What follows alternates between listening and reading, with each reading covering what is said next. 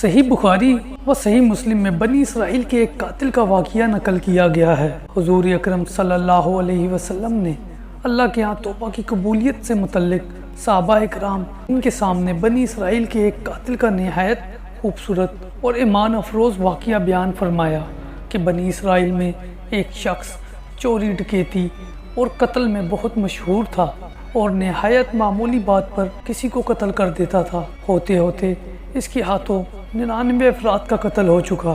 اس کے بعد اس کے دل میں احساس پیدا ہوا کہ مجھے بھی تو اللہ کے ہاں جانا ہے۔ چنانچہ یہ فکر بڑھتی رہی اور لوگوں سے پوچھنے لگا کیا میری توبہ قبول ہو سکتی ہے یا نہیں۔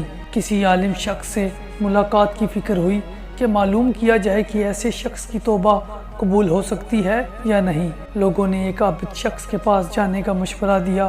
اس شخص نے اس کے پاس جا کر مسئلہ معلوم کیا کہ کیا میری توبہ قبول ہو سکتی ہے اور کیا میری مغفرت ہو سکتی ہے جبکہ میں نے 99 انسانوں کو جان سے مار دیا ہے۔ تو اس عابد کو مسئلہ معلوم نہیں تھا۔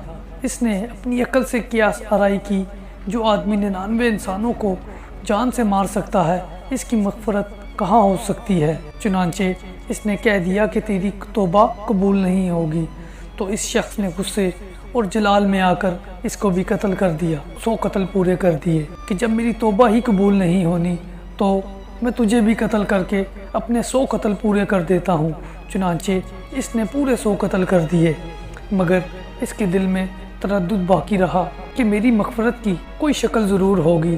اس لیے اس نے لوگوں سے پھر معلومات کا سلسلہ جاری کر دیا کہ روح زمین پر سب سے بڑا عالم کون ہے، اس سے جا کر معلوم کروں گا، وہی صحیح مسئلہ بتا سکتا ہے۔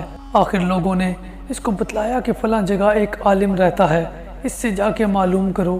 چنانچہ اس نے اس عالم صاحب کے پاس جا کر اپنی زندگی کی کارگزاری سنائی اور 100 آدمیوں کو کس طرح قتل کیا سارا کارنامہ سنا دیا اور پوچھنے لگے کہ اب بتلائیے کیا میری توبہ قبول ہو سکتی ہے یا نہیں، کیا اللہ کے پاس مجھ جیسے گناہ گار کے لیے بھی مغفرت کا کوئی خانہ ہے۔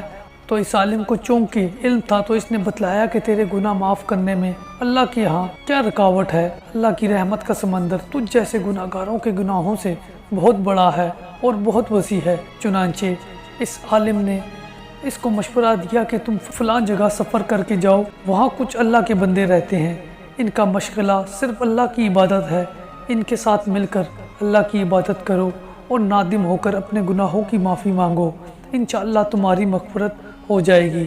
جب اس شخص نے آدھا راستہ طے کر لیا تو ملک الموت آ گئے اور اس کی موت ہو گئی۔ اب اس کی روح لے جانے کا مسئلہ کھڑا ہو گیا۔ آسمانوں سے رحمت کے فرشتے بھی آئے اور عذاب کے فرشتے بھی۔ رحمت کے فرشتے کہنے لگے اس کی روح لے جانے کا حق ہم کو ہے، اس لیے کہ یہ سچے دل سے تائب ہو کر عبادت کے لیے جا رہا تھا۔ اور عذاب کے فرشتے کہنے لگے اس کی روح لے جانے کا حق ہم کو ہے، اس لیے کہ اس شخص نے کبھی کوئی نیک کام نہیں کیا، پوری زندگی گناہوں میں گزار دی۔ اسی دوران آسمانوں سے آدمی کی شکل میں ایک فرشتہ آیا۔ بعض روایت سے معلوم ہوتا ہے کہ یہ آنے والا فرشتہ حضرت جبرائیل امین علیہ السلام تھے۔ چنانچہ اس فرشتے نے تشریف لا کر ان دونوں طرف کے فرشتوں کے درمیان یہ فیصلہ کیا کہ دونوں طرف کی مسافت ناپ کر دیکھ لو کہ جہاں سے آ رہا ہے وہاں کی مسافت قریب ہے یا جہاں جا رہا ہے وہاں کی مسافت، لہٰذا جہاں کی مسافت قریب ہو اس شخص کو وہاں والوں میں شمار کر دیا جائے۔ چنانچہ دونوں طرف کی زمین ناپ کر دیکھی گئی تو جہاں جا رہا تھا وہاں کی مسافت جہاں سے آ رہا تھا اس کے مقابلے میں صرف ایک بالش کے قریب ہے۔ چنانچہ فیصلہ ہوا کہ مقام مسیحیت سے مقام عبادت صرف ایک بالش قریب ہے، اس لیے رحمت کے فرشتوں کو اس کی روح لے جانے کا حق ہوگا۔ چنانچہ اللہ کی طرف سے اس کی مغفرت کا اعلان ہو گیا۔ ایک روایت میں آتا ہے کہ قتادہ رضی اللہ تعالیٰ عنہ فرماتے ہیں کہ حسن نے فرمایا کہ ہم سے یہ ذکر کیا گیا ہے کہ اس شخص کے پاس جب ملک الموت آیا تو وہ شخص سینے کے بل زمین کی طرف گھسٹتا گیا۔ حدیث قدسی میں آتا ہے کہ میں اپنے بندے کے ساتھ اس کے گمان کے مطابق ہوتا ہوں، وہ مجھے جہاں بھی یاد کرے گا میں اس کے ساتھ ہوں۔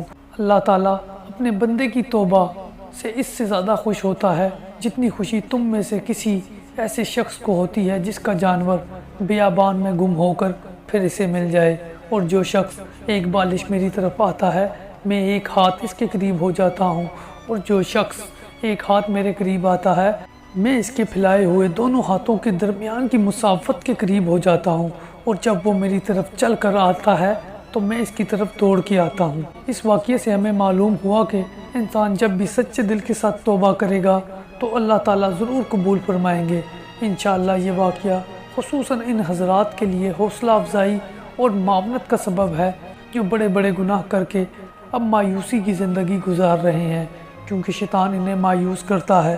بہرحال گناہ گاروں کو شیطان کی باتوں میں آ کر مایوس نہیں ہونا چاہیے، بلکہ اللہ کی رحمت سے اچھی امید رکھ کر سچی توبہ کے ذریعے اپنے آپ کو پاک و صاف کر لینا چاہیے۔